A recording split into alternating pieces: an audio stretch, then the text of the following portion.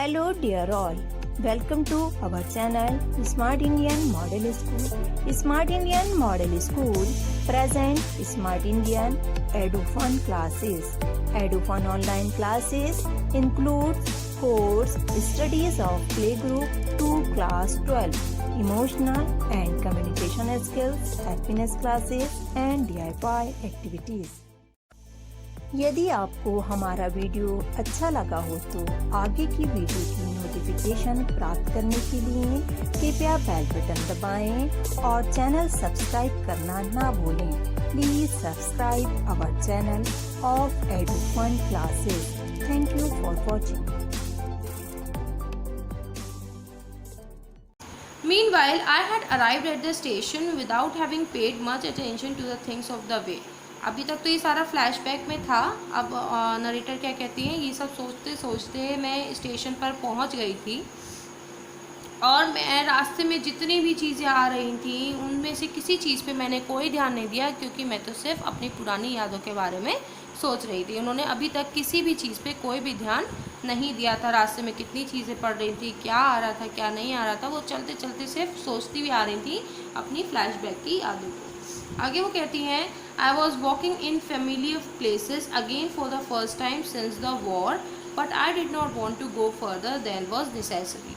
अब वो क्या कहती है नरेटर कहती हैं कि वो ऐसी जगह थी, एरिया था जहाँ हम लोग पहले रहा करते थे वॉर के टाइम पे। फिर वॉर के बाद हम लोग वहाँ से चले गए और वॉर ख़त्म होने के बाद पहली बार ऐसा था कि मैं इस जगह पर पहली बार वापस आई होंगी।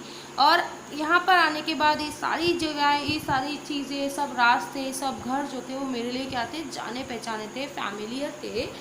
और तब भी मैंने उनमें से किसी चीज़ पे कोई ध्यान नहीं दिया। मैं सिर्फ अपनी पुरानी मेमोरीज़ को याद कर रही थी, उन दिनों को याद कर रही थी जब मिसेस डॉर्लिंग हमारे घर पे आया करती थी और हमारा सामान ले जाया जाती थी। और वो कहती हैं कि इन सब चीज़ों को मैं आगे, जो भी चीज़ें, फैमिलियर प्लेसेस, पीपल, उन हाउसेस, जो भी चीज़ें थी उनको मैं आगे जाकर देखना भी नहीं चाहती थी। बस जितना ज़रूरी था, जितना मेरा काम था, मैं सिर्फ अपना काम करना चाहती थी। मतलब वो सिर्फ अपनी मदर की बिलोंगिंगनेस को देखना आई थी, लेने आई थी। उसके अलावा वो वहाँ पे कोई भी चीज़ देखना, पुरानी यादें ताज़ा करना नहीं चाहती थी। वो उन चीज़ों को फ़ील करना नहीं चाहती थी जब वो वॉर से पहले वहाँ जहाँ पर रहती थी, वहाँ की कोई भी चीज़ वो फ़ील नहीं करना चाहती थी।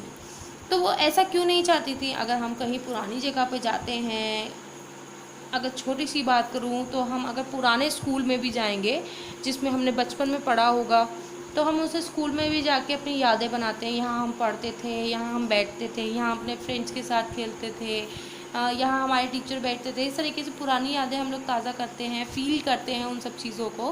तो ये नरेटर यहाँ पे ऐसा क्यों कह रही हैं? वो क्यों उन चीज़ों को फ़ील नहीं करना चाहती हैं? आखिर वो पहली बार वॉर के बाद उस जगह पर वापस आई थी, तब भी वो सिर्फ ये चाहती थी बस मैं अपनी मम्मा का सामान देखूँ और यहाँ से चली जाऊँ। आगे ना तो कुछ देखना चाहती थी, ना फ़ील करना चाहती थी। ऐसा क्यों?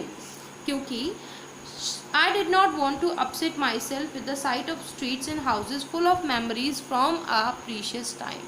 वो कहती हैं कि वहाँ पर जो स्ट्रीट, सड़कें, गलियाँ, रास्ते, घर, लोग, जो भी चीज़ें मेरी पुरानी यादों से जुड़ी हुई थी, उस पुराने प्रेशियस टाइम, उस पुराने कीमती समय से मेरी जो भी यादें इन गलियों से, इन घरों से, इन रास्तों से जुड़ी हुई थी, उनको देख करके मैं अपने आप को अपसेट नहीं करना चाहती थी कि मैं उन पुराने, क्योंकि उस समय वॉर था, वॉर के टाइम में तो आप समझ ही सकते हैं कितना ज़्यादा लोगों में स्ट्रेस रहा होगा, फियर रहा होगा।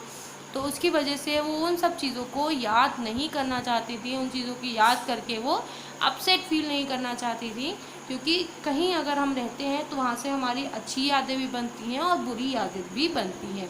तो वो कहती हैं कि मैं अपने आप को अपसेट फील नहीं करवाना चाहती थी, मैं दुखी नहीं होना चाहती थी, इमोशनल नहीं होना चाहती थी उन सब चीज़ों को देखकर। In the train back, I saw Mrs. Darling in front of me again. I had the first time I met her. अब क्या हुआ ट्रेन में? अभी तक तो क्या हुआ, वो सब रास्ते में थी, अब वो ट्रेन पे, स्टेशन पे पहुंची थी और अब ट्रेन में बैठी थी। जब वो ट्रेन में पहुंची, ट्रेन में बैठी, तो वो देखती हैं उनके सामने मिसेस डॉर्लिंग हैं और वो वैसे ही दिखती हैं जैसा कि फर्स्ट टाइम नरेटर ने उनको देखा था। फर्स्ट टाइम कब देखा था नरेटर ने उनको? अभी तक तुमने पढ़ा ही नहीं। वैसे पिछला हमने जो पढ़ा था उसमें उनकी मदर ने सिर्फ उनके बारे में बताया था, उनको दिखाया नहीं था, उनसे वो मिली नहीं थी। ठीक है, तो अब वो कह रही हैं कि मैं जब उनसे पहली बार मिली थी, जैसी वो पहली बार दिखती थी वैसी ही वो मुझे अब दिख रही हैं। ठीक है, तो पहली बार वो उनसे कब मिली थी? It was the morning after the day my mother had told me about her. I got up late and coming downstairs I saw my mother about to see someone out, a woman with a broad bag. अब वो कहती हैं कि Mrs Darling जो थी वो मेरे सामने ही ट्रेन में बैठी हुई थी और वो बिल्कुल वैसी ही दिख रही थी जब मैं उनसे पहली बार मिली थी।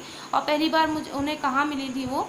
जिस दिन उनकी मदर ने मिसेस डॉर्लिंग के बारे में बताया था ना, पीछे हमने पढ़ा था मिसेस डॉर्लिंग के बारे में, नरेटर की मदर ने उनको बताया था।